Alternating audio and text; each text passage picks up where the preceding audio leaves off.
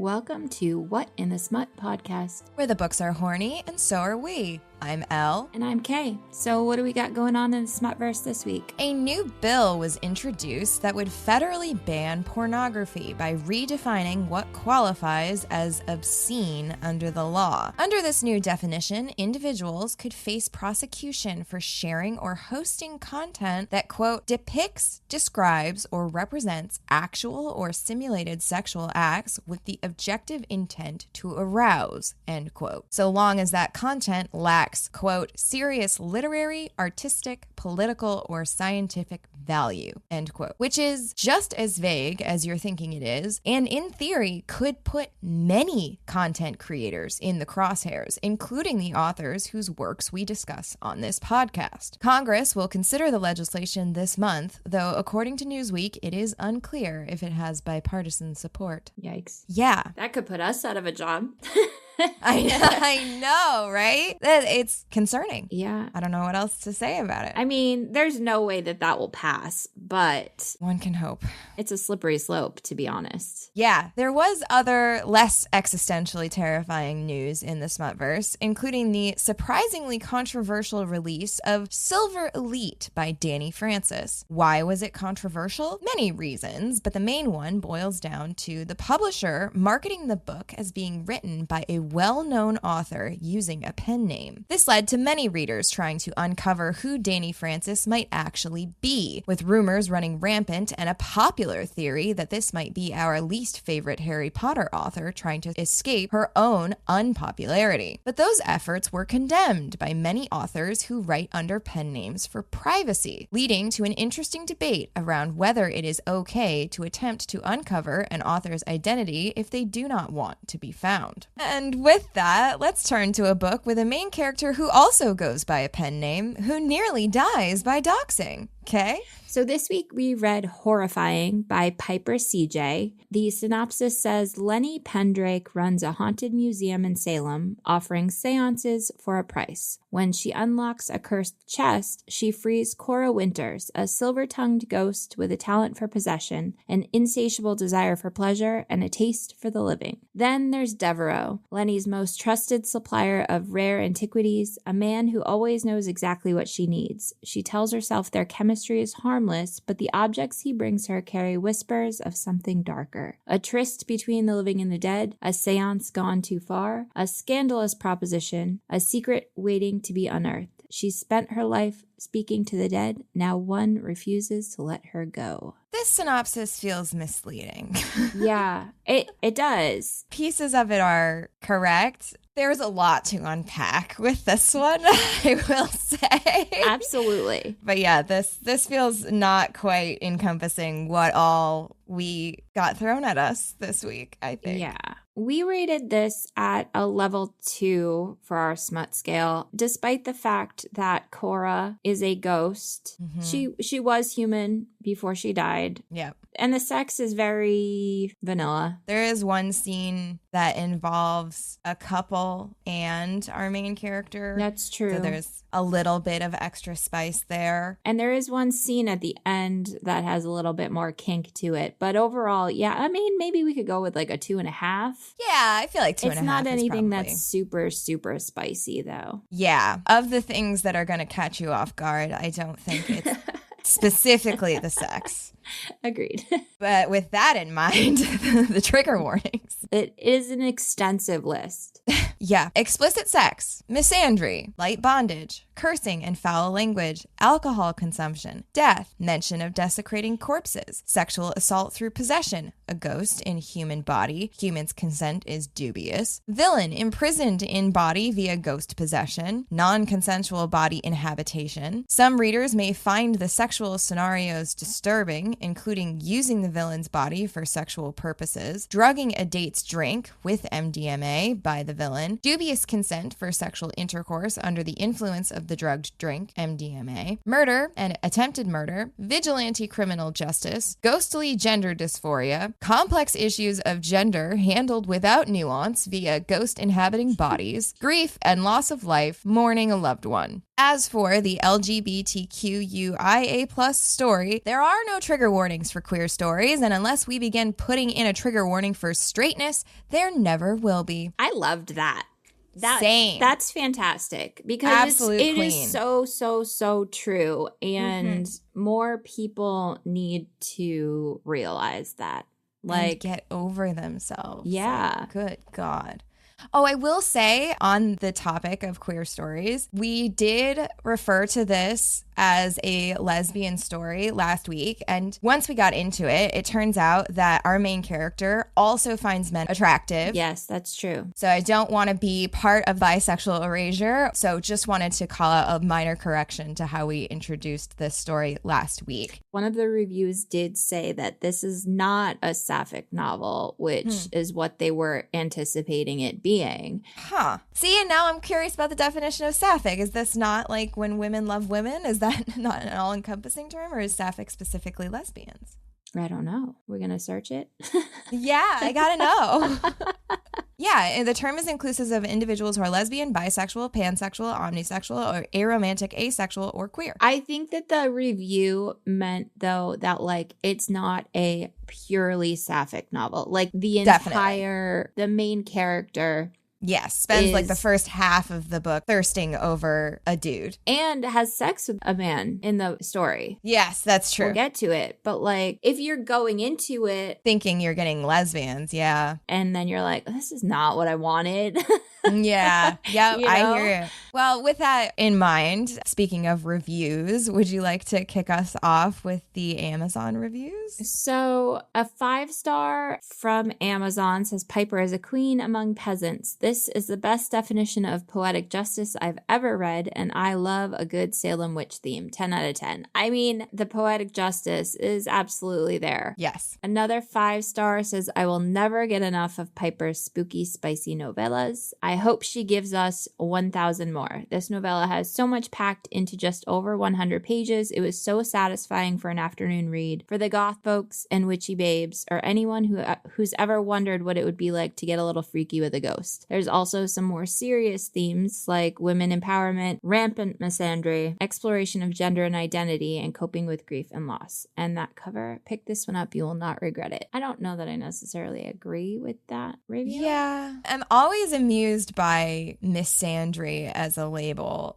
as well. And I feel like in this situation, it's like, I don't think necessarily used correctly. Misandry is a partner to misogyny in that instead of oppressing women, you are holding oppressive views about men. Yeah. And like, given that I feel like every time like Cora talks shit about men, it's always about men who deserve it. Yeah, it's not just about like men in general. Yeah. Yeah, no, that's a good point. She does. And she helps those men to get what they deserve.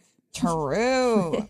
Some poetic justice for sure. Which leads us to Goodreads. 3 stars. I didn't love this book, but I also didn't hate it. I honestly feel like there was so much happening in such a short amount of time that I was missing potential information as a reader. The depth that could have been reached if this were a full-length novel and we had more of Dev's perspective. Oh, Dev's perspective. Yeah, I was like, who's Deb? I was too.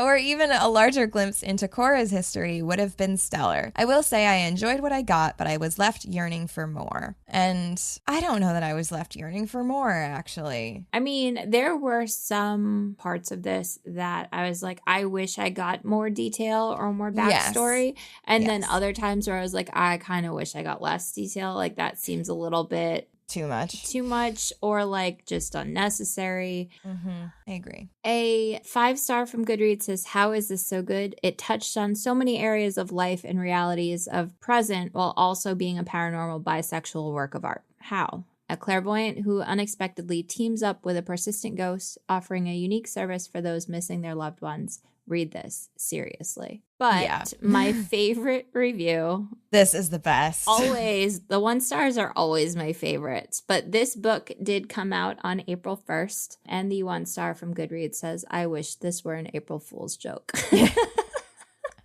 Yeah. No notes. No notes on that one.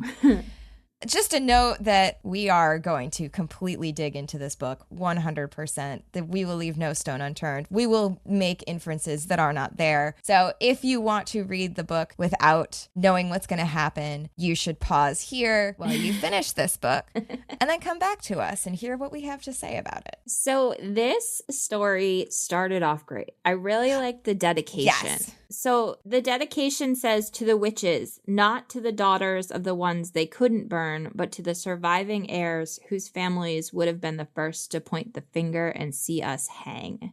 It sets the tone for sure. And just reading it, you're like, wow, that's a little dark. And then it gets into, I mean, with our female main character, like why that dedication is what it is. True. Because we immediately start with Lenora Pendrake, and she is having a conversation with Devereaux, who does not have a last name, and she says it's definitely a nom de plume and every bit as false as mine. And when this first piece of lore dropped, I will say I was like, that's interesting. And then I didn't expect it to become relevant later, at least in Lenora's case, that her pen name was for a very specific reason and that it mattered, you know? Like, we get a lot of detail about how Lenny is a goth and how she dresses very goth. She's always in black. She's usually wearing dark lipstick. She's very pale and very proud of it. And I kind of expected that, like, her pen name was selected to better reflect her aesthetic choices. Yeah.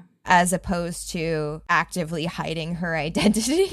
Yeah, for sure. So she is a witch. She is a clairvoyant curator for this museum. And all of these pieces that she gets for the museum, the majority of them have some spirit attached. Yep. And some of them, like, we learn later that Lenny is very specific about who she lets stay in her house, essentially. And Grigori is the first one we get introduced to, and he is very unsettling. Yes. He was a Slavic undertaker who dressed up his corpses like dolls. Yeah. Gross. I don't know what else to do with that. And, like, he is the first ghost that we see in this story because she's recalling this incident where a tourist had read the plaque underneath the embalming kit that he's attached to and asked if it was true. And Grigori's spirit was standing right there. He'd wiped a menacing butcher knife on his blood-soaked apron as he spoke in his thick Russian accent. She would have made a lovely doll. Her fat cheeks make an excellent canvas. Like,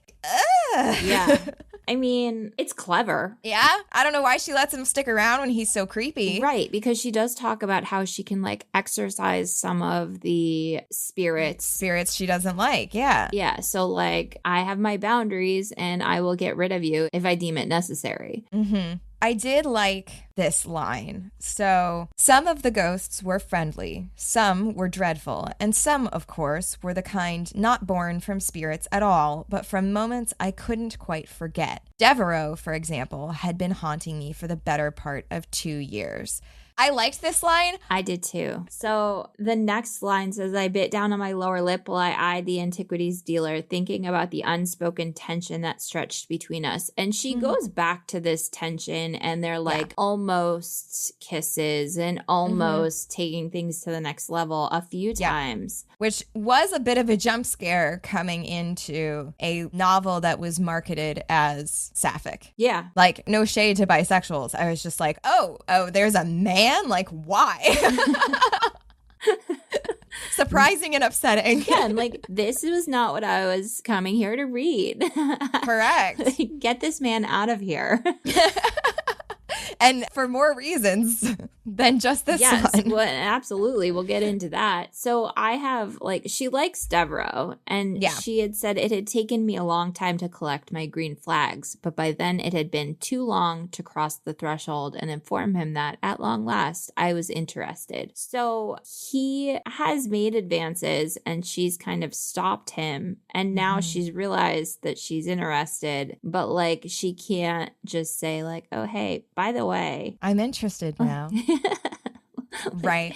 I get it. That's relatable. Yeah. Like, there's no way of knowing if you've missed your chance or not. And, like, putting yourself out there is tough. So I get this. Yeah, so we start with him bringing her a new object that he says came from an estate sale up in Rhode Island. And it's a clawfoot chest that was unlike anything she'd ever encountered. She had gotten a vision of this chest. So she told Devereaux that the clawfoot chest was unlike anything I'd encountered, despite having seen this exact piece in a vision. Well, sort of. I'd seen a brown box, hidden keys, 4 animals, felt more love than I'd ever felt, and been so terrified that I'd trembled. That had to mean it had a good story, right? So she's able to identify where this key needs to go in order to open up the stag section of this chest. Right. And he's like, come on, like, how'd you get that done so fast? He goes, Jesus, Lenny, it's meant to be a puzzle. I'd already inserted the key into a small slot behind the stag when I caught Dev's expression. And it says, sure, we weren't all meant to have obscure visions that guided how we conducted business. And I was like, I like that. We're always running into this like brief problem where tourists come in and don't realize it's a museum and then try to buy stuff or fiddle with stuff. And it's very obnoxious. Because they are in Salem, Massachusetts. Which Salem witch trials come up a lot in the throughout the story. And this was 131 pages. So again, a little longer than our usual book. But a tourist comes in and she says to them, let me know if you need any help. You can take pictures, but please no flash photography. Oh, and don't touch anything unless you want to leave the museum cursed. Which would make me be like, okay, right? Thank you. I'm going to keep my hands to myself. And then we kind of get a one-sided conversation that she's overhearing from Devereaux talking to this tourist. And he goes, didn't you hear her say that you'd leave cursed? Yeah. I enjoyed it. I found it funny that she referred to the woman as the mashed potato-mouthed tourist. Because she couldn't understand what she was saying. So Correct. like she's got a mouthful of mashed potatoes is very funny to me. But while this is happening, she clicks open part of the box and the stag's antlers drop, I guess. And Arctic air rushed from the now open compartment. The chilly scent of snowfall hurt my lungs. I sucked in a sharp breath as silver mist pooled at my feet. Cobwebs and gauze filled my vision, blocking out the light as a spirit rushed into me. Oh, no, you don't, I groaned, shoving the foreign soul out of my body. And this is our meet cute, if you will. Yeah. Which I enjoyed. It was funny. I was telling Kay before we started recording, like, in the beginning, there were bits that confused me, but I found the beginning of this book very, very strong before things kind of went off the rails for me. Yeah. No, I agree. So we get introduced to Cora, who is upset and shocked that Lenny is able to force her out of her body and prevent her from possessing her. Lenny looks at the gray features of a barefoot woman in a thin white shift dress. Loose, pale curls hung to the middle of her back. And she asks, how often does that work for you? And the ghost crosses her arms and says, almost always, for the last 300 years anyway, give or take. So this is all happening while the tourist is still being ushered out of the shop by Devereaux. Yes. Which was a weird choice. So, also, Devereaux doesn't know that she can see spirits, which is strange because I think he does know about the seances, doesn't he? Like, I assume? Maybe he just thinks that it's a... That she's a grifter? Yeah. Like, it's possible? And so then we get a little bit of back and forth between her and the ghost, who asks, how is it that you can see me? And she's like, oh, I'm a medium, blah, blah, blah. And we get the ghost's name. Her name is Coraline Winters, and she goes by Cora. Cora asks where she is because she thinks she's still in Rhode Island. And Lenny tells her you're in Salem, Massachusetts. And her lips turned up in a slow smile, flashing her teeth. You don't say. I've made it to the land of witch hunts. So it also says she was as comfortable with the exchange as I was, which was unusual for the dead. And I feel like this is a common theme in movies and television and other books where, like, whenever ghosts interact with people, they're not used to it because everyone else that can't see them. So either they get too excited about it, right, or they like are really kind of standoffish because they're not used to interacting with people. Exactly. And so then they get interrupted and Dev walks up and says, "Who are you talking to?" And Lenny says, "Just the ghost that lives inside the chest," I replied, relying on implied sarcasm. So she basically tells him the truth, but doesn't expect him to understand that it's the truth, which he doesn't. She says he was pragmatic, atheistic, and lived for the one true God of our modern age, the almighty dollar. So then he asks her if he's made a sale because he is her antiquities dealer. So he finds these unique antiques and brings them to her first, seemingly. So she's like, yeah, I'd love it. And he goes, "God, Lenny, what would I do without you?" And she says, "File for bankruptcy," because she seems to be keeping him in business. Yeah. Which, it's funny because like this museum, you don't realize, but she must be making quite a bit of money with these seances. Right. Because otherwise... Right, because you're not making a ton with the museum, especially if people are just walking in and you can't sell anything. Right. Like it did mention that there is a gift shop for the museum, but like otherwise, like it's not like she charges admission. Right. And her seances are all word of mouth. Like it's not advertised.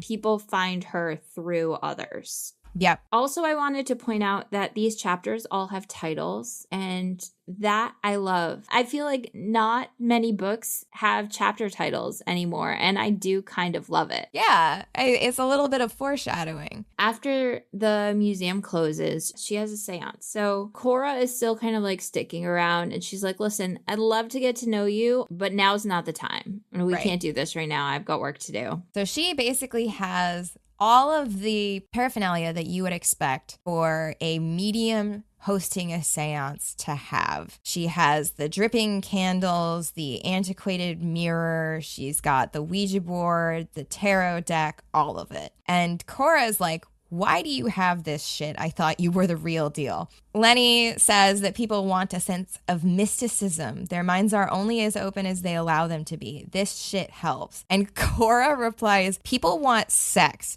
Your tits are up too high in that corset to pretend you don't know that." Like, okay, all right. So I have in my notes, like, she's setting up for a seance and Cora reappears and starts immediately hitting on her. Correct. Which I thoroughly enjoyed.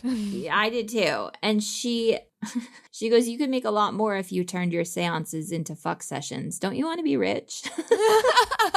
Which, like, okay, Cora, who are you? Why do you have so many strong opinions about this? Right. And also it had mentioned that she hadn't been released from this cabinet since the 80s. So she's skipped several decades and is coming out of this cabinet sexually frustrated, perhaps. It's been a long time. It certainly has. So she goes, "What, never fucked a ghost before?" and ran a fingertip along a candle, beaming as a sliver of wax curled beneath her fingertip. And Lenny goes, "How'd you do that? Touch it, I mean. Usually ghosts can only interact with moral surroundings when they're overcome with emotion." And Cora says, "I mastered a few tricks in life that have made death a blast. Now, why are you dodging the question? Is it because you felt ghost lips between those legs? A chilly, throbbing cock, perhaps? A lady's icy fingers stroking inside of you?" Like, wow, Cora is so horny all the time, and I kind of love it. I think that's why I enjoyed this first half so much, because Cora is so unapologetically sexual and like owns it and is excited to talk about it and wants to get Lenny to talk about it. And it was very refreshing for a female character to own her sexuality so fully. Yeah, I feel like that's kind of also what we're trying to do. Absolutely. And encourage others to do the same. Yeah, Cora Winters, what in the smut hero. I wish I was a medium.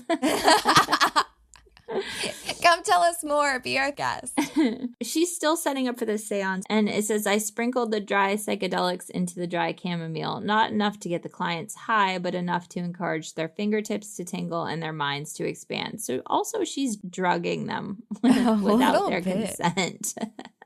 There's a lot of that going around. Yeah. There's a mention of Houdini. True, because Cora says mysticism was all the rage in the 20s. Bitches like you got Houdini killed, though to be fair, he had it coming. While the famous magician officially died of a ruptured appendix, people tended to forget that the appendicitis was the result of a sucker punch to the abdomen, which is true. I didn't realize that could happen. Oh, yeah. You can get appendicitis from being punched. Yeah. It also says he was a dick and suffered the consequences.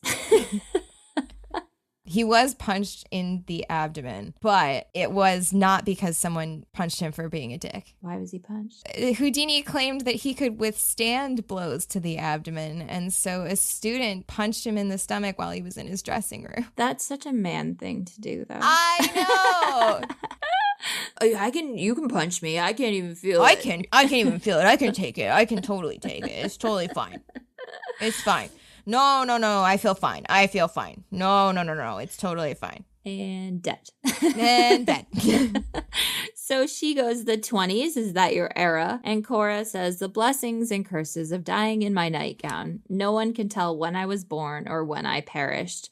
I lit up the town in the 20s. I danced the night away in the body of any flapper who let me in. But no, I'm far older. I was kind of annoyed by this question because she had already said that she'd been using the trick of possessing people for 300 years or so. So Lenny already knew that the 20s were not her era. That's true. So her client's name is Ted. He was referred by someone else who had used her services, and he's clearly unwell. Yes. He's very, very thin. He's essentially succumbed to his grief and hasn't really been able to eat or sleep since his wife perished. He asks her, you can bring my wife back? That's what Brian said. I'd be able to talk to her. He said you helped him. She says, I can call upon Rebecca, and if she answers, you may speak with her. You have to understand, though, that I'm not bringing her back from the dead. This like stressful but reasonable conversation is interrupted by Cora appearing next to her and smacking her lips and saying what he needs is to get laid. Like, girl, read the room. Right. I mean, grief can do some crazy things to people, but I don't think that the number one thing for grief is sex. Although, who knows? He did bring her used dildo, to be fair. Yeah, so she had asked for some of her personal belongings, which can help her to connect with the spirits. Ted nodded eagerly as he procured a blanket his wife had slept with since childhood, a brush with strands of her hair, and, much to my chagrin, a silicone dildo. He explains it by saying it has some of Becky's DNA on it. I didn't wash any of her things after she passed. And it's like, yep, I understand. I get it. Thank you. And then across the table, Cora bent at the waist to examine the hardware. They didn't make them like this well in the 80s. That's a beautiful willy. Do we think it's as big as Teddy Boy's here? And then she literally sticks her head into his pants. Her ghost head. We are her still talking about head, Cora yeah. the ghost. Yes. Yes, correct. And she says, I regret to inform you that the willy appears to be Ted's. This was a very K-coded thing where, like, I know this, so now you need to know this because I will not suffer in silence. So basically, Ted thinks he's having a conversation just with Lenny, and Cora keeps adding in helpful asides like, I hope you're good at your job because he needs a lot more than a talk with this late wife of his. Lenny does say Cora was already dead, which was challenging because if she didn't shut the fuck up, I was going to kill her. We get some very funny lines, I would say, through the beginning of this introduction to Cora and how she and Lenny get along. The next chapter is in Cora's perspective. I like that there's a perspective shift. Me too. Especially with the ghost perspective is kind of cool. So yeah. She is observing as Lenny's trying to get Rebecca to show up. And Lenny's saying, take a deep breath with me. Picture your wife. Remember how Rebecca smells. Imagine her laugh. Think of how she makes you feel. And Cora goes, for fuck's sake. Ted can't hear her, so no. Lenny can, but she's like trying to ignore her as much as she can. Totally. And then she says, I wasn't joking when I told Lenny the man needed to get laid. She clearly didn't understand the first thing about spectral possession, or she wouldn't have laughed me off so quickly. If Mrs. Burke had loved her husband half as much as he'd seemed to love her, she'd come when he called, and then she'd probably encourage him to let go. Ted's happiness at the exchange was no guarantee. Maybe he'd get closure. Maybe he'd leave satisfied, but who cared about men's happiness anyway? There's the misandry that we've been looking for. I don't think Ted deserves it. No, he's just a poor widower. Yeah. So Rebecca, Ted's deceased wife, does appear. It says a trickle of color like crayons melting over canvas percolated in the corner of the room, which... A great description. Yes. Like makes me wonder if the author can see ghosts. Oh, that's an interesting thought. It hadn't occurred to me. This is a whole different rabbit hole that we could go down on whether or not we believe in any of that. But that's true. So Cora asks Rebecca, do you know you're dead yet, or is that going to be a whole thing? Cora is just so over everybody's shit all the time. So Rebecca goes, of course I know I'm dead, but Teddy and I promised we'd go together. Why is this motherfucker still alive?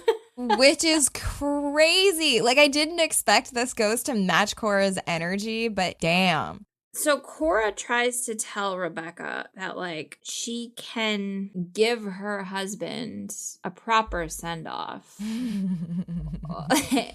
And she's like, Ted wouldn't allow it. He's very religious. And Cora rolled her eyes. Religious enough to visit a medium at midnight and summon his dead wife with a dildo? What did Leviticus say about consorting with spirits?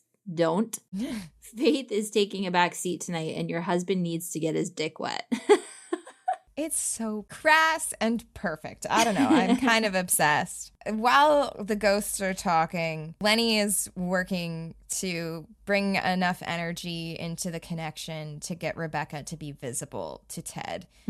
Rebecca becomes visible, and then the craziest sequence of events happens where Cora has explained to Rebecca how she can give her husband this send-off, essentially. Yeah. Cora tells her, do it like I told you, and Rebecca nodded as she slipped her hand over Ted's chest, then plunged her fingers between his fourth and fifth ribs. Rebecca disappeared in an instant. Ted's spine straightened, his face thrust skyward, and his eyes rolled into the back of his head. She didn't even have time to mutter her apologies. Cora had told her to sever a body part. While other ghosts may benefit from leaving behind an eye or their heart, Cora had suggested she leave behind something sexual. Spectral splashes of blood, ectoplasm as it were, flecked across the table as Rebecca slapped her uterus into Teddy's palm just as she disappeared beneath his chest. So this was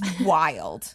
But, like, why? We never see this again. Yeah, that's true. We never see this again, and we see a ton of possessions. And also, Cora has been possessing people for hundreds of years. So how many pieces has she left behind? I don't know. Or maybe we're supposed to believe, since we do find out that Cora is also a witch, so maybe she's not bound by the same laws that regular ghosts are. She kind of implies that. But it still begs the question why we needed this. But also, this was one of those pieces where, like, Lenny can hear Cora's side of the conversation before Rebecca is fully, like, present in the room. So she can hear her side of the conversation, but we're not getting any of that side of the conversation. Like, we didn't get any of the information. And it's like, okay, you ready to do what I told you to do? Well, what the fuck did you tell her to do? Because we didn't get any of that. And it was like one of those things where there was no reason for it to be left out because we were in that moment. And the author did this several times. Yeah. Like there were a lot of instances of using this device, I guess. It's some weird choices. There were some weird choices, and also there were some point of view issues here that I was having a really hard time with, because you're right. There were some, like, she said or I said this where, like, it didn't didn't quite make sense. Yeah, I ran into a couple of those. It needed a good edit, and I'm not one that pays quite as much attention to the details as you do. So if it was bothering me, I can only imagine how much it was really driving you nuts. It did annoy me quite a bit. Unfortunately. So the only other note that I have for this chapter is Cora teaches Rebecca how to possess Ted to have sex in his body. What the fuck? Yeah, and like what's interesting is that it's not just that she's possessing Ted to have sex in his body. What's happening is she's basically locking her husband away into a corner of his mind and occupying him with a sex dream so that she can borrow his body. Yeah. So meanwhile, able to maintain awareness of both her time with the living and her magical reunion with her husband, should she choose, Rebecca would slip into her husband's meat suit and take it for a ride among the living. She was intent on wolfing down a mushroom Swiss burger. Ted would have the best night of his life since her passing. Rebecca would have the best night of her death. And like, I found that very entertaining. I didn't mind it. I just didn't understand why we needed to have her rip out her own uterus and put it in his hand. That's all. Yeah. That's it. Also, now he's about to go out on the town, and did they dispose of the uterus? Like, where did that end up? Great question. He has a ghostly uterus in his hand that's like spattered ectoplasm. So like it is making physical. Yeah, it's a biohazard. Did she put it in his pocket? Ew. But also, like, he's locked away in his subconscious where they're having sex. Yes. But, like, we all know that when men in particular have sex dreams, physiologically, it shows. So, like, she's going to go have a mushroom Swiss burger with a big old boner. I mean, we already know that the dildo was made in his image. True. Also, I don't know. Like, could you look at a 3D printed dildo of a hard penis and compare it to the soft penis in a man's pants and say definitively that that's the same dick? I mean, that's a good point. There must be some identifier. Yeah. A freckle, maybe. a very specific vein or bend. Just asking questions. These are hard-hitting questions. I don't know that we necessarily need the answers to them. No, These in fact, I'd rather not. So we are back in Lenny's perspective, and it's the next day. And this was another one of those things where, like, I kind of would have liked to see what happened with Ted out on the town. Yeah. But we don't even see him really leave, I don't think. No, we don't. Basically, Lenny wakes up and has a seance hangover. She wakes up to Cora in her bed. And Cora's like, what? I gave you a blanket. You looked cold. And Lenny says, get out of my bed. And Cora says, oh, relax. I didn't cop a feel. Lenny says, aren't you supposed to be old? That's new slang. Cora says, it's 30s slang. Check your etymological privilege. I'm so amused by this and just like, I really enjoyed Cora's personality overall. I just found her very funny. I feel like Cora's personality probably speaks to a little bit of Piper CJ's personality. Oh, interesting. Yeah. Just from the follow on social media, like she has a quirky personality. And I think that like those types of things where like it's 30s slang is showing kind of her pockets of knowledge of certain things, which I like that. Yeah. That makes sense. So Lenny does say, my pulse surged in a way that had nothing to do with shock at seeing Cora lounging on her bed. First indications of potential attraction to her ghostly friend. Right. So then she says, you know, for someone so uptight about ghosts, you're awfully eager to look like one, as she's getting ready and with her pale makeup. And she gets a text message from Dev. And Cora goes, he's a man. You can't like him. It's gross. And she says, men are boring. And then she goes, you're biased. You don't even like men. This is where she tells Cora, I'm going to need you to start showing me that you can respect boundaries. You don't seem to believe I can exercise that chest and banish you from the human plane, but I've gotten rid of spirits for less. And then she says, I once got rid of a spirit just because his vibes were off. And Cora says, because he was scary. And she goes, nope, because his vibes were off. I didn't like it, and this is my home. I get to control the energy within these walls. I loved that. Me too. It's unapologetic, and it speaks to that gut feeling that all women have, that the vibes are off, man. And I completely agree. This is your home. You don't want to live in a space where someone is just like being weird in a way that you can't quite put your finger on. It's unsettling. Yes. And it speaks to setting and holding boundaries. Cora says, that's cruel. It's sadistic. And Lenny says, it's my call is what it is. Which is like sometimes other people, when you're setting boundaries, may think that you're being cruel when really you're just trying to protect your peace. Which, get it, girl. Hell yeah. So Lenny goes grocery shopping. We get an indication that she doesn't particularly like the living. There's some rituals that she does to ensure that she can get in and out of the grocery store as fast as she can. It says, pumping a cinematic trailer into my earbuds helped every errands trip feel like a wizard's fetch quest. And I said, that is genius. Yes. I might need to try that. I completely agree. I might try that, and maybe I'll leave with fewer impulse purchases just because I'm hungry and they look good. I love it. So she comes back. Ted has returned, and he is delighted. He is so overjoyed, and he slaps $500 in cash onto the counter, tells her it was the best night of his life, and that he woke up craving a mushroom Swiss burger.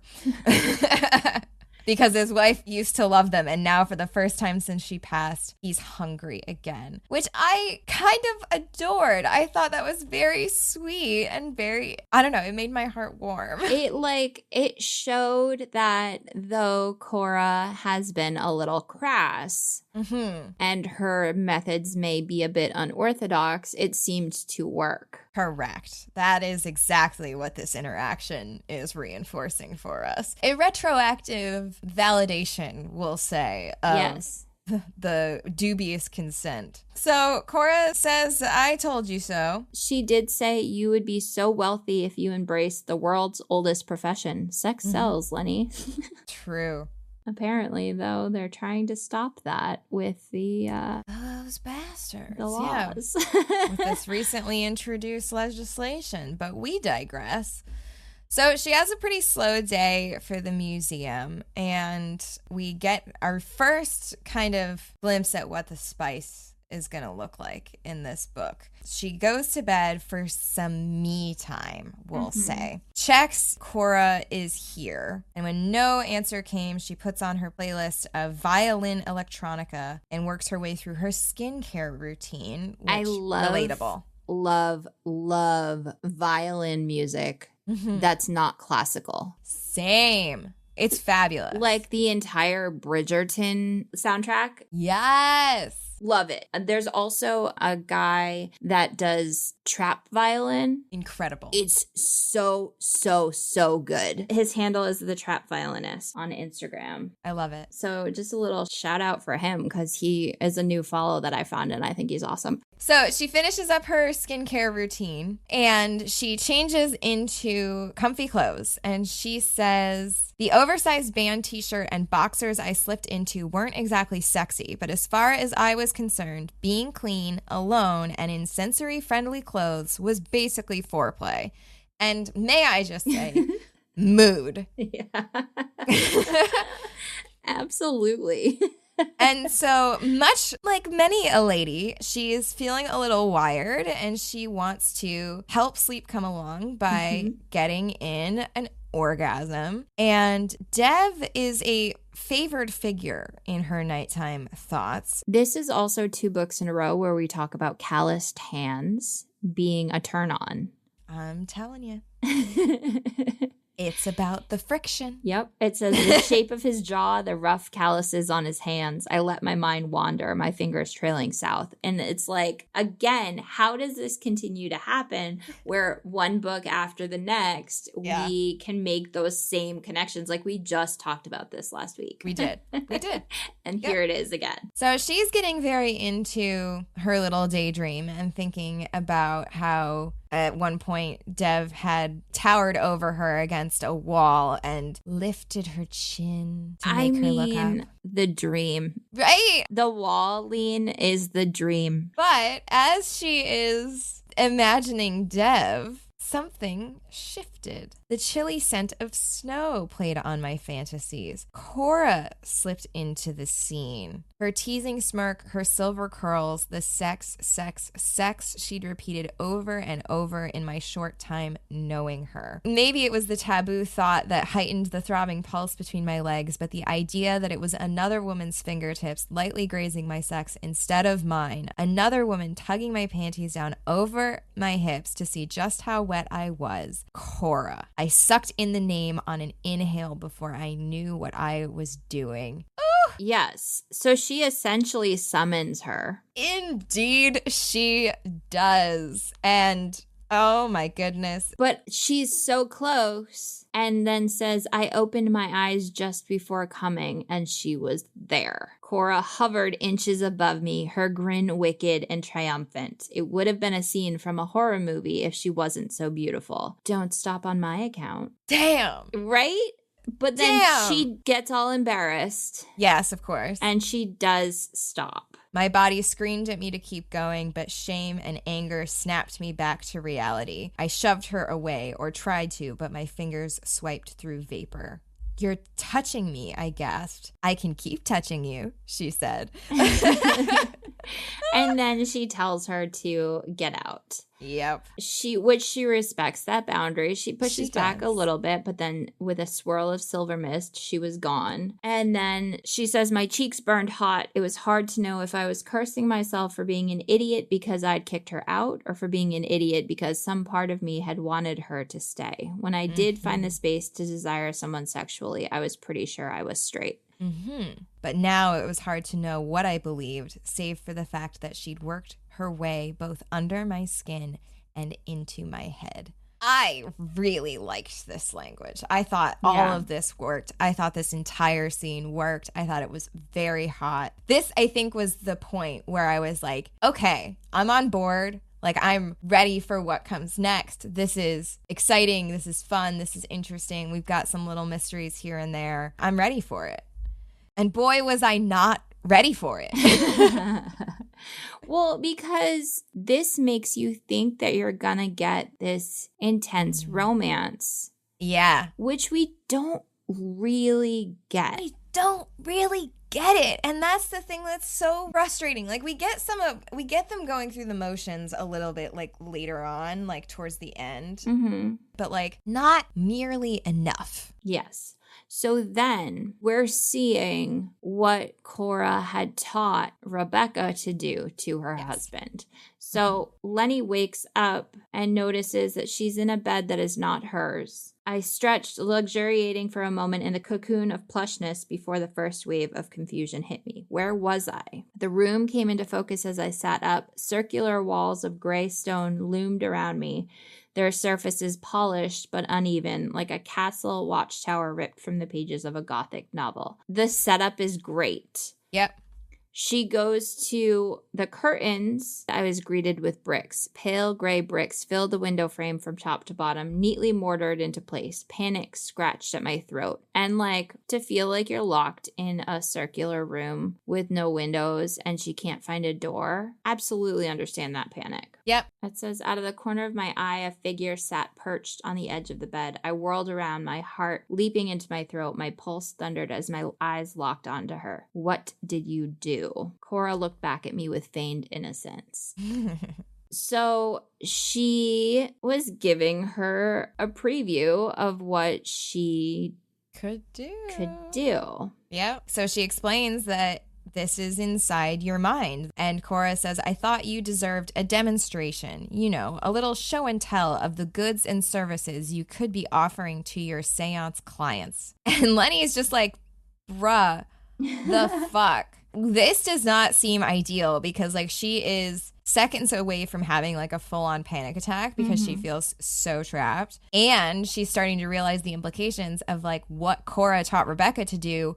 Where is my body right now? What are you doing with my limbs? Are you hijacking my body right now? And Cora's like, no, you're fine. Your body is safely tucked in bed. Nobody's using your arms to rob a bank or anything. Lenny's like, her reassurance did little to calm me. And I'm like, yeah, I get that. That would not be reassuring. Well, right. Especially since they don't have any kind of trust that's been built. When Rebecca did that to her husband, he wanted to see her. So yes, he was excited to be in that room where they could do whatever they wanted. And then she just wanted a burger and to tell off her boss. True. For Lenny and Cora, they haven't built up any kind of relationship. It's only been a couple days, if that. There's not a whole lot in the way of trust here. But because Cora is so pretty and so convincing, she's like, I want to show you what's possible. Think of when you fucked a ghost. I know you did. Why don't you think about that? Imagine that memory. Picture what happened. Give it space to happen safely. Bring it here, bring it to this room. So she does listen to... She does. And she thinks back to 8 years ago in Amherst, Massachusetts, when she was in college. So then she's in her apartment and talking to a pair of ghosts. Mm-hmm. James, one of the ghosts, says, what are you going to do with a history degree? And she says, I have deep genealogical ties to the area. They're mostly unpleasant. And he says, you love history because you're running from yours? She says something like that. And then Daisy, the other ghost, says, leave her alone. Yeah, I liked this exchange because once again, I was not expecting it to mean anything later. Right. And it does. It does mean something later, and we'll get there. But basically, Daisy and James were the original inhabitants of the apartment that Lenny was living in college, and they'd fallen victim to a gas leak in 1961 while necking, apparently. So they are kind of in a state of interrupted passion already. And they are excited and pleased that such a pretty young thing is living in their apartment and how much they think she's gorgeous and how they talk about it all the time. And they love sharing their home with someone so beautiful. And we'd love to see you happy. And then Daisy says, we'd love to make you happy. Mm-hmm. So this is an interesting take on a couple likely born in the 40s, 50s. Ish? Yeah. And for them to kind of want to take in a third. I know. It's a little risque. A little risque for the time, but very progressive, I suppose. So they are trying to get her to take off her clothes. Unlike Cora, they cannot actually touch her. Yeah. So we get little almost sensations. They basically cause a tingle when they pass through her. And so they talk her through her pleasure, essentially, which is a really, I think, a well done scene, personally. Yeah. I have highlighted something about the prospect of her pleasure, Daisy's pleasure, knocked me from the pedestal of the living. I was simultaneously alone in my apartment, fully within my rights to undress as I please, and also in the company of a devastatingly attractive couple, salivating for my body. Perhaps it was the knowledge that their satisfaction hinged on my carnal pleasure, that whatever release they craved, I knew they couldn't achieve it without me. So she did undress. James asks her, those soft tits, Lenora, how do they feel?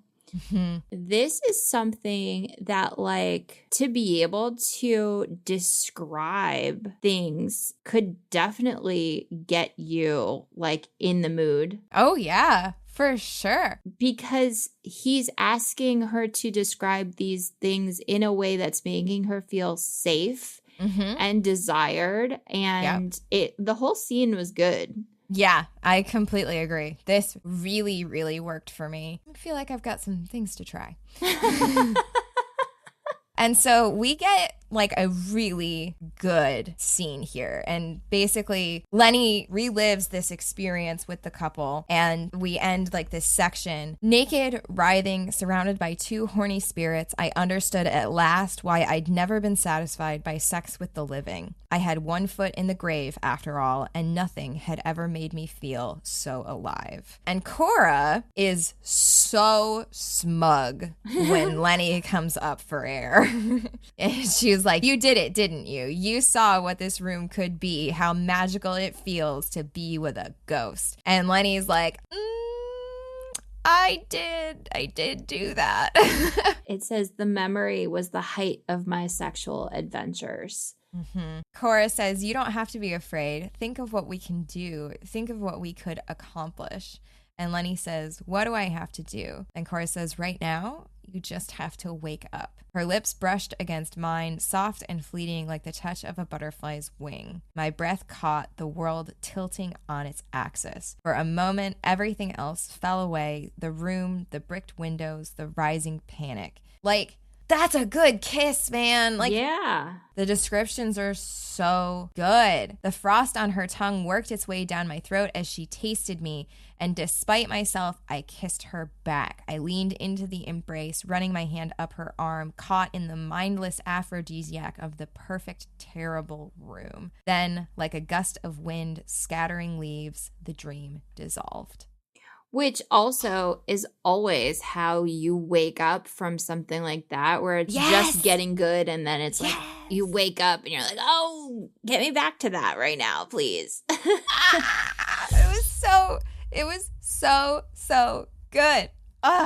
Anyway. So the next chapter, we're back in Cora. It's early morning. The museum hasn't opened yet, but she's downstairs. She can hear Lenny upstairs getting ready for the day. So she ends up running into Grigori, who doesn't have much to say beyond suggesting that she's keeping dangerous secrets. Again, more foreshadowing. So he kind of leaves her feeling a little bit unsettled. She continues her path through the museum until she reaches her chest. The sight of it always stopped me in my tracks. The stag's horns remain notched in the open position that had led to my freedom. The others, the bear, the wolf, and the mountain lion, remain in their pristine, locked state. Bile rose in the back of my throat at the memories that assaulted me as I surveyed the chest. The four of us fleeing Salem, our coven bound by desperation and a fragile hope. We'd made a soul pact, a pact that had led to this. 330-some years later, I was back in enemy territory. So we get a little glimpse into Cora's history. Yeah. And then the chest starts speaking, creepy and upsetting. A snaking female voice says, Coraline, let us out. You can't keep us trapped forever. And then Lenny comes downstairs and kind of interrupts her moment with the box. And so Lenny asks what's in the chest, and Cora replies, smallpox blankets mostly, which Lenny does not find funny. That's deeply unfunny. Smallpox murdered millions of indigenous people. Yeah. And she says, and it will murder a gothic medium and her handsome dark-haired suitor if you open the chest. But hey, then your soul can be with me forever. Good Lord. Cora says again, I just want to help you. In fact, I thought of some ideas to scale your business. We just have to get the word out about your new service. Lenny snorted and pulled out her phone, holding it up for me to see. The screen was filled with notifications. Ted seems to have done that for us. The 3 former clients messaged me in the night asking when they could schedule a new seance. I just don't know if I'm comfortable hosting an undead sex party. Cora says, you don't want to be the madam of a ghost brothel? That's not very open-minded of you. I did like that. So their next clients are Avery Mayfield and Bridget Grafton. So they are two women. Bridget died when they were on their way home from graduation night and never came out, never told each other they loved each other. And basically through this new method, Lenny is able to allow them not only to confess to each other, but to be together for the first time ever. And it's very wholesome. I thought it was a very lovely scene and more proof that Cora is correct. Right. Yeah, like giving them that closure again. So then we get a little bit of a montage, I guess I would say. Basically, Lenora says, day 1, I was surprised by her. Day 2, I was annoyed by her. Day 3, I had been distracted by allure and swept into a panic by her. And then it kind of goes on until we get a little bit more detail. This is not the last time that I know, the author does this with like counting. Yes. And I didn't love it. I did not like the counting either. This wasn't so bad. Yeah, this one was fine. But also there's like day 1, day 2, day 3, week 1, week 2, week 3. Where would we be by week 4? Like you could have stopped at week 2. Yeah. And that is my criticism of the later one too, is like transition faster because it was just so, it felt too repetitive. Yeah. Yeah. Yes, yeah. Precisely. So we get more references to how secretive Cora is and how she doesn't let on anything to Lenny about her previous life. And we get Lenny being strangely disappointed, quote unquote, that yet another night had passed without Cora slipping into her dreams and returning her to the room, and that she was worried she'd chased her away too thoroughly when she'd first intruded on my time alone with myself, or that I'd been too panicked when she'd tried to show me what ghosts could do in the corner of a living mind. She's got a habit, apparently, of pushing people away before she realizes whether or not she's interested in them. Yeah. And then not being able to close the deal. But it's funny because, like, she's kind of in her head where she says, I don't know how to tell her that I wanted to feel what my clients felt. When it's like, she could have been a lot more in her head. She could have been like, did Cora just want to show me what we could do? Or did she want to do that with me? She's given me no other indication that she did. So, like, maybe I'm misreading all of this. So I kind of like that she didn't write her to be in her head in that way. Yeah. Like, she still has the confidence of, I think that I might have pushed her away. That was my bad, versus like, she doesn't want me in that way. You know? Yes. Yep. I completely agree. So the next major plot point, I think, is Dev showing up with this massive painting that he acquired, he says, through a B&E, breaking and entering. Which immediately makes me think of Dane Cook. Oh, really? One of his things. Yeah. I'm about to do a B&E. I woke up one day, 18 years old, and I say, I had a craving. And I said, you know what I have to do? I have to do a B&E. Sorry. No, you're fine.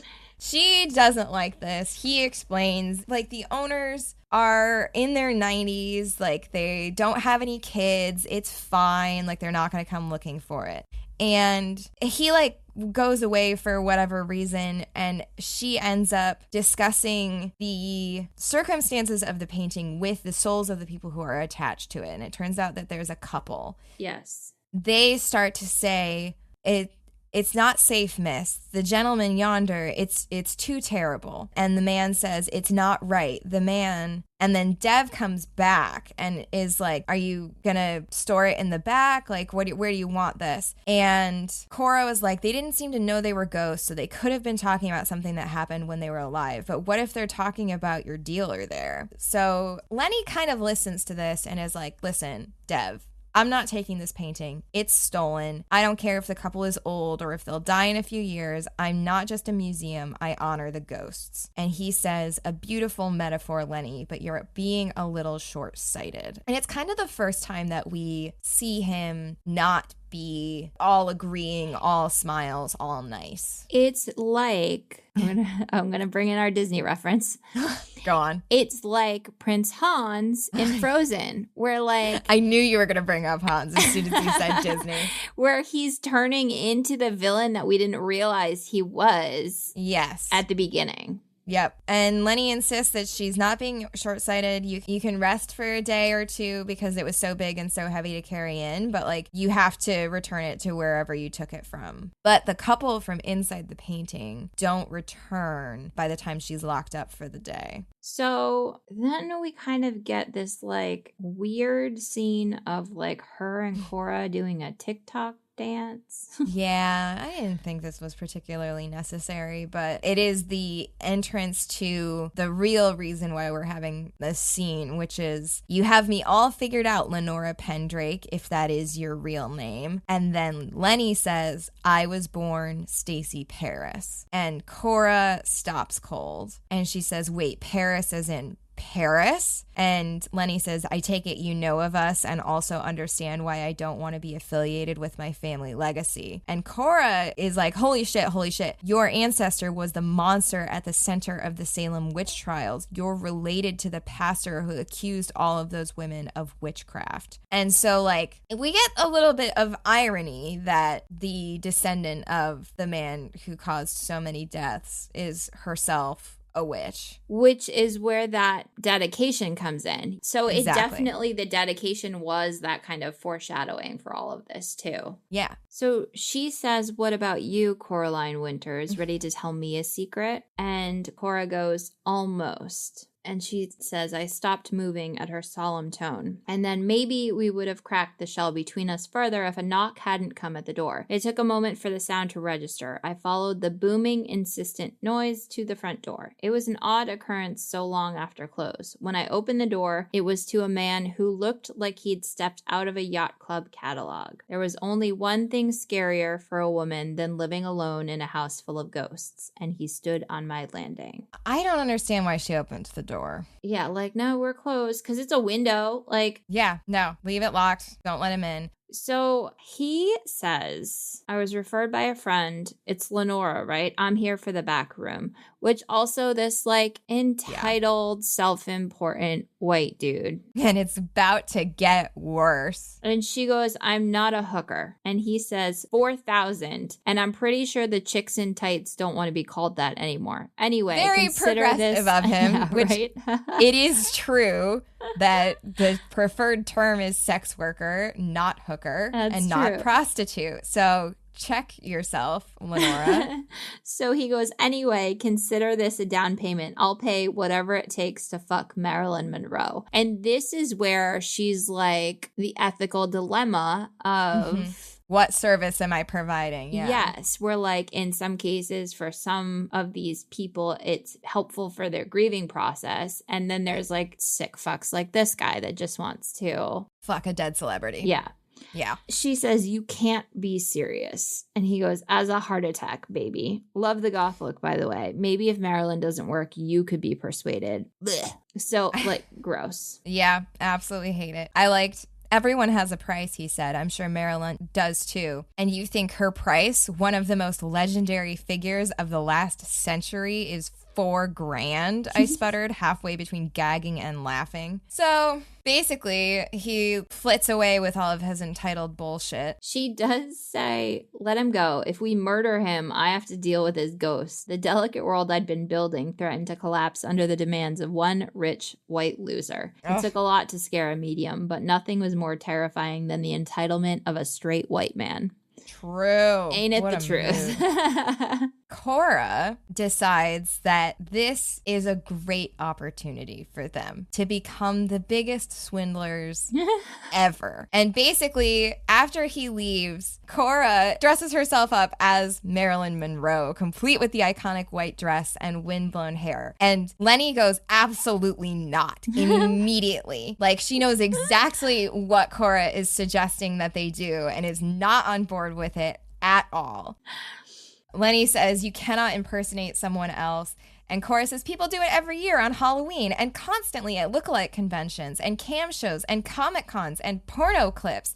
And then Lenny goes, are you using my computer to watch porn after I go to bed? And Cora says, well, someone should watch porn on it if you're not going to. She's so horny all the time. She's, again, is like, I hate the idea of this. We're not doing this. And Cora goes, you're only upset because you don't know how delicious vengeance can be. Haven't you known a million guys like him who've gotten away with more than they deserve? Hasn't every wealthy straight man basically gotten away with murder? Why don't we just give him a little taste of his own medicine? Trust me, Lenora. Give me a night of your trust and I'll earn a decade. I promise. So they decide to punish him. This is a wild choice because, okay, so he comes back for his seance. He pays them lots of money. It's great. Marilyn Monroe, quote unquote, shows up and Cora locks him into his own mind the way that she has taught other ghosts to do, and then takes control of his body. And they take him out to ruin his life. Like, so there were two things that made me laugh. One, they're talking before they go out. Cora says, you ready to ruin his life? And she goes, okay, maybe not his life, but certainly his job, his dating potential, and his reputation in town. And she goes, okay, so his life. His life. Tomato, tomato. And she goes, you just said tomato twice. And she goes, yeah, because I'm going to do it my way no matter what. But I'd rather you come with me. You look incredible. Be my arm candy. That cracked me up. It's so good. Also, she says, Brett does as Brett pleases. But for consistency's sake, I'm Brett for the rest of the night. Daddy for short. Which I hate it, but also that was pretty funny because that, yeah. He totally would. They go to his boss's house late at night and like shout at him and get him fired from his job. They went to what they thought was a club and ended up being a church. And swiped the wine for communion, which is crazy. And like the thing that frustrated me about this was like Lenora is with this guy. So she's kind of incriminating herself. She's incriminating herself. Yes. Like if they get him arrested, she's going to get arrested. And she's like not wearing a disguise. She's just like herself. It's such a bizarre choice. I also liked that the chapter where they ruin his life is called Brett's Big Adventure. I enjoyed that. But also this was so much of this one situation where like we could have utilized more elsewhere. Yeah, I agree. That's a whole ass chapter. Like and then some. That was maybe 15 pages out of this 100-page book. Yeah. After they bring him back and Cora gets rid of Brett, she says, give me a minute to chase this little bitch out your front door and I'll meet you upstairs. And Lenny goes, no, ghosts can't lock up. And she said, maybe other ghosts can't, but I can. Meet me upstairs in 10. So this is another one where it's like the counting and it's like 10 minutes on the dot. It wasn't Brett's shape in my bedroom doorway. 10 minutes and 5 seconds. Cora's hands were in my hair and my lips were on her mouth. My tongue prodded hers. My body pressed against hers. 10 minutes and 15 seconds. And I'm like, no. Just continue with the scene because it's the staccato bringing me out of it. I didn't like it. For how good the scene was with the two ghosts. Yes. I wanted more out of this. This was the other way. There was one paragraph, really. Yeah. It says, I'd never felt a tongue like this. Hands had never pumped in me like this. I'd never been in a tangle of long hair, of soft skin, of kisses and groans and licks like this. I'd never arched with such intensity, such pleasure. I couldn't be certain if I was on the sheets or if I'd truly levitated along with the ghost in my bed until I looked around and realized I was a foot off the mattress. Like, this works. I just wish we'd had more. All of the rest of it around it and built up to it properly and, like, got to, like, be in it instead of, like, minutes. Like, okay, we get it. Yeah. And it's, like, the sex scene with Dev coming up in just a minute, it has so much more detail. Yes. It had a weird amount of detail and it was like upsetting. Okay, well, let's get to it because no.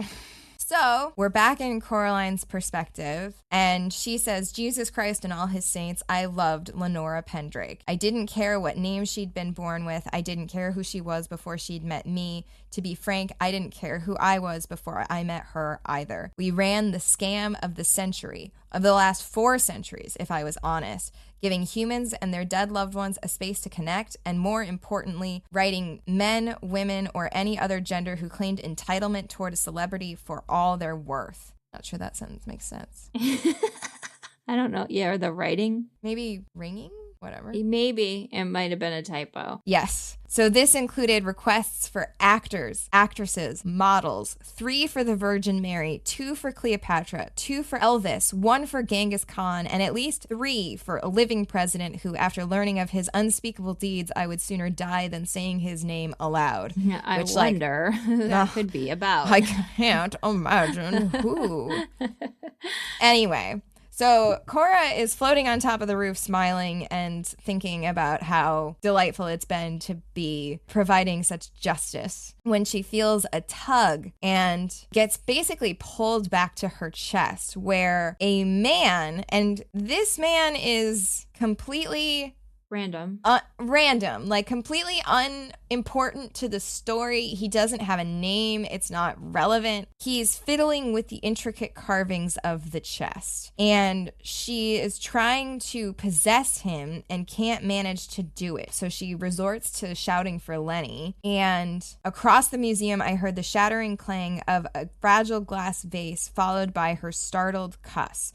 The commotion barely registered, though, because the man with the key was moving. His hands, clumsy but determined, hovered over the chest carvings, the wolf, the bear, the mountain lion. Lenny, stop him. Please help me. So Lenny appears and basically, like, scares the man off. Again, he's random. He does not matter. And he's tourist that saw this puzzle box and wanted to try to open it. I don't know. I was just so annoyed by it. Like, make him be relevant somehow, but he's not. Yeah. And so Lenny appears, blood is dripping from her hand because she shattered something in her fist when Cora started screaming. Then Dev appears. And so Dev escorts all of the tourists out and then says, Lenny, we have to take you to the hospital, because he sees that she's bleeding all over the place, right? And he gets her out the door. They lock up the museum, and then Cora is not alone anymore. Yes. So a shape emerged near the chest, coalescing slowly until it formed a figure I knew too well.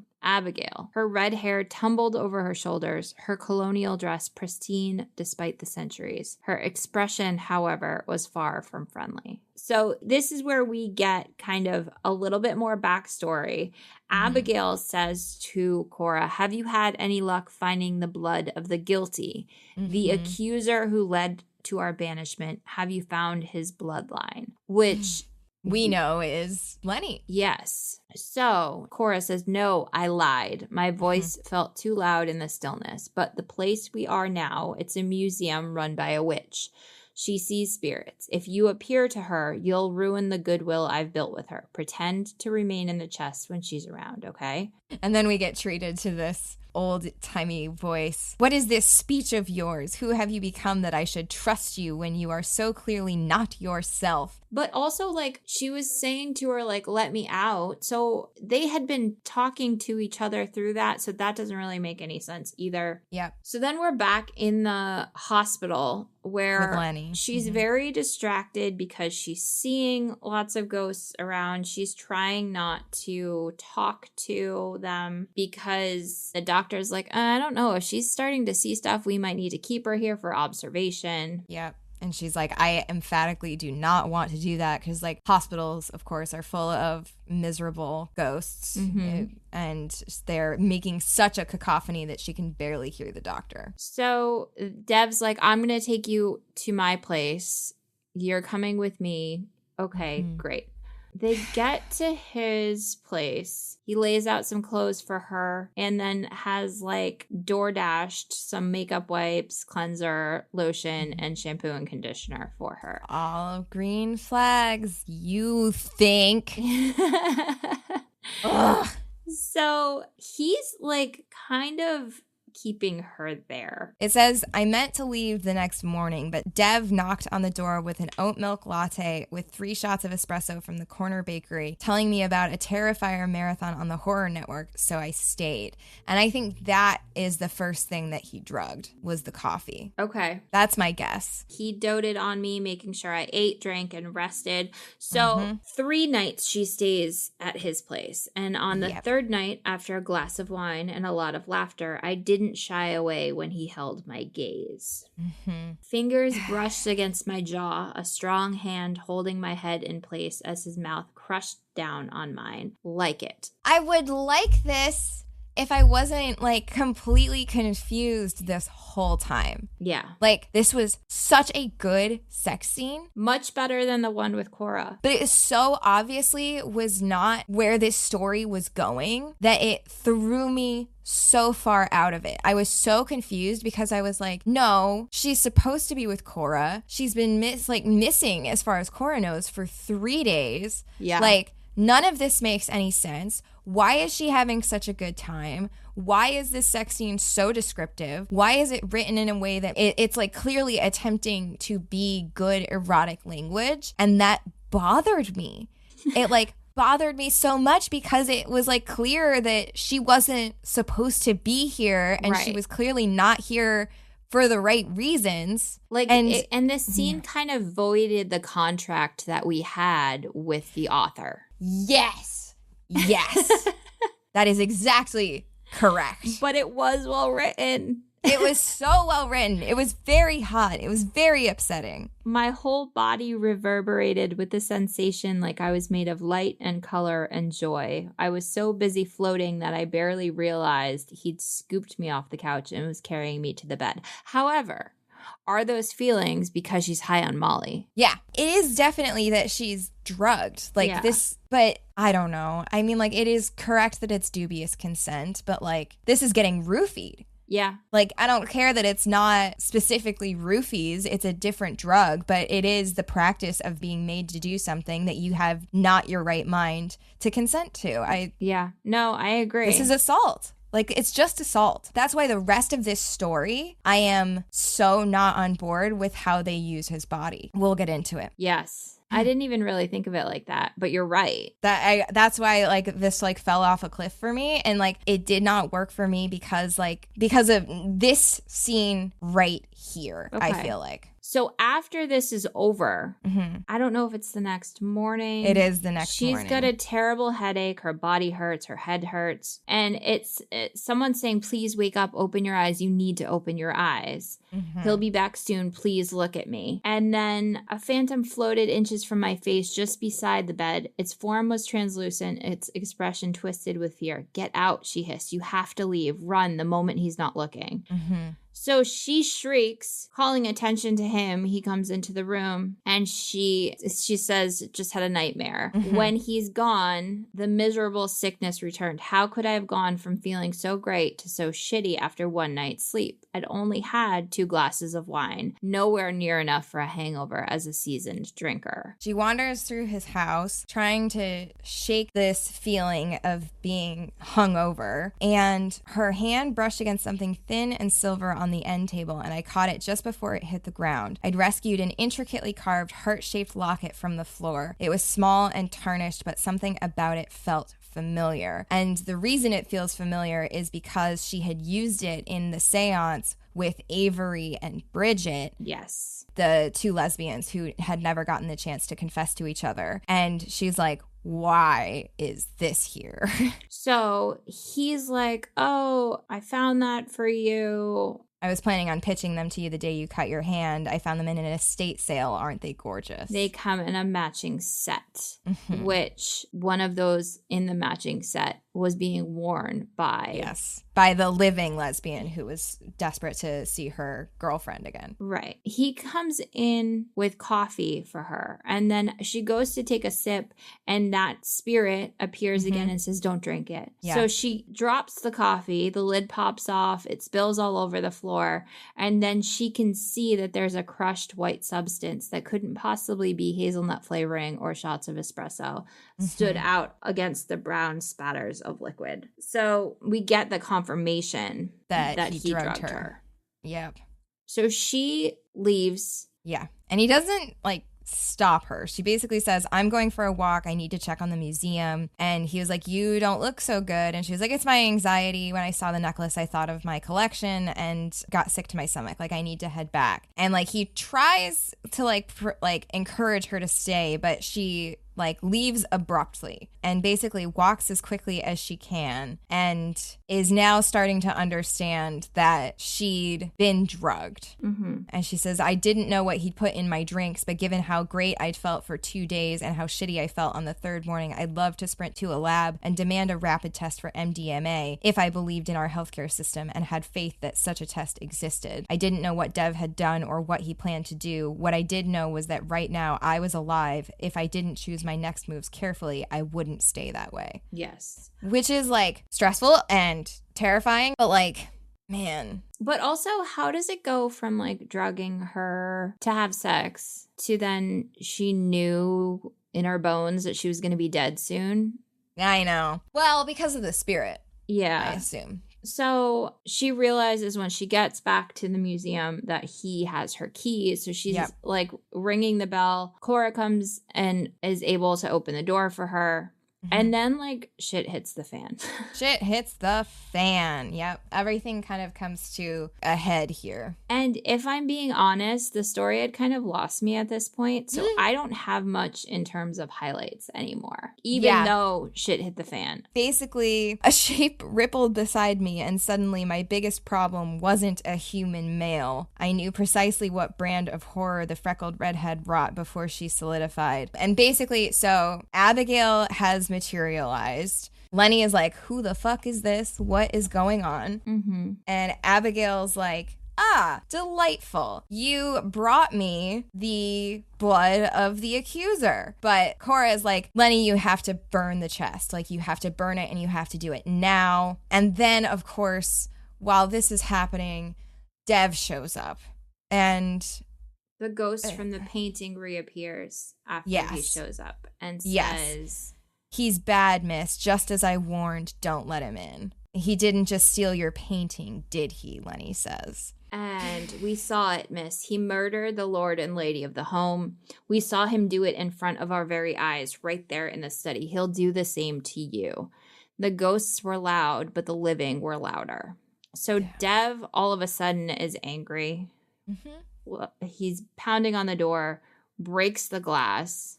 Yep. And then she calls him out. You killed Avery Mayfield, didn't you? The one that had the locket.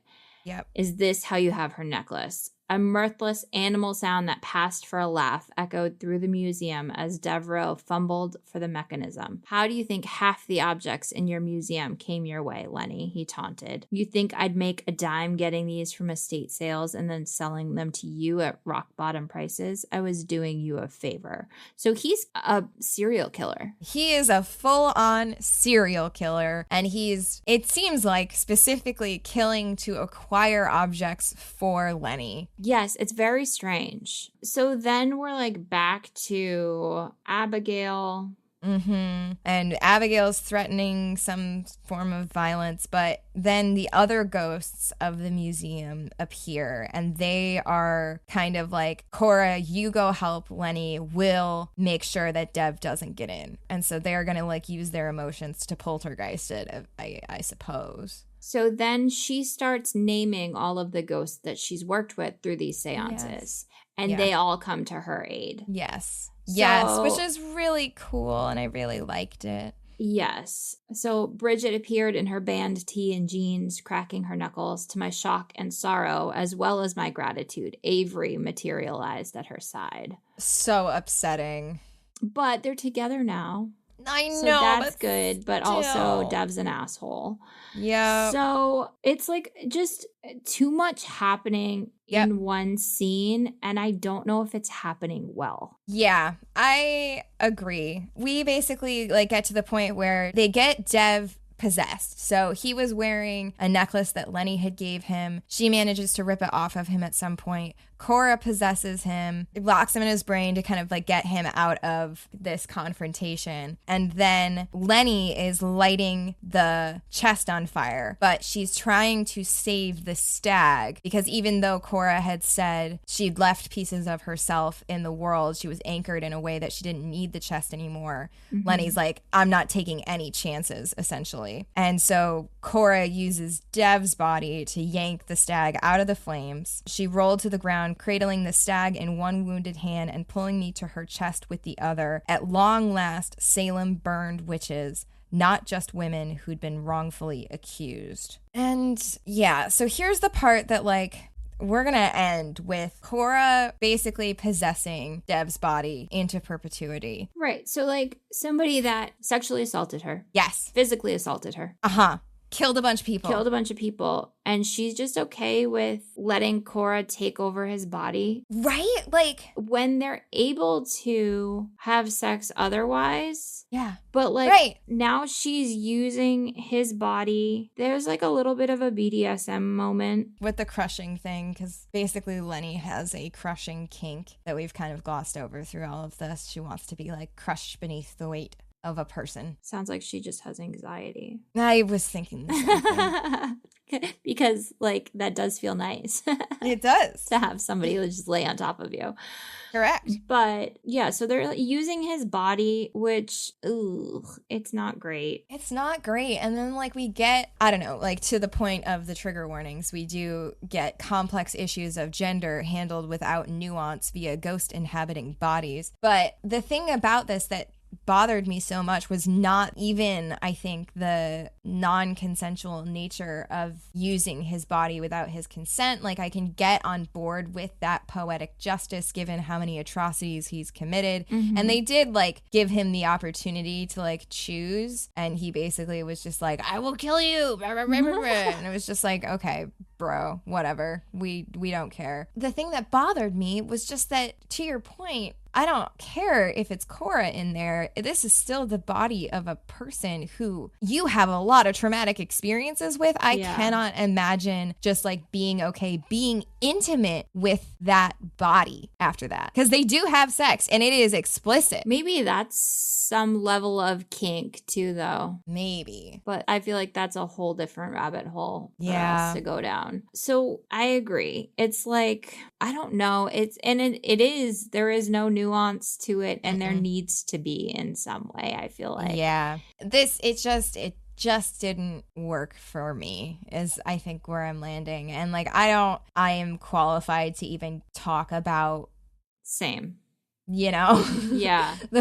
About the complex issues of gender here, because like I certainly don't have the nuance to be able to talk about it.